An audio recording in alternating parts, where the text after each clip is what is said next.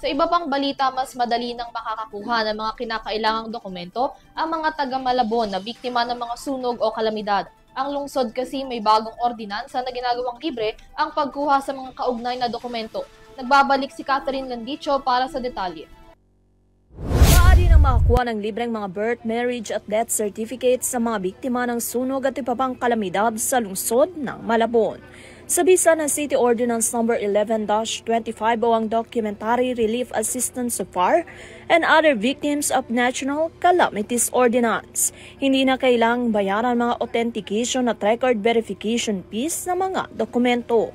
Layunin ng ordinansa na mapagaan ang mga pasani ng mga apektadong pamilya at matulungan silang makapagsimula.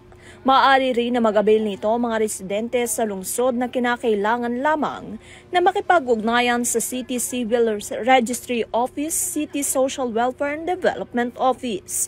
Gayunpaman, maaari lamang na i-claim ng isang beses ang naturang assistance at dapat na gawin ito sa loob ng 1 taon mula sa petsa ng insidente. Para naman sa karagdagang impormasyon, maaaring bisitahin ang kanilang barangay o ang opisyal na Facebook page ng Malabon LGU. Para sa EuroTV News, Catherine Landichos, mga saludo sa bawat Pilipino.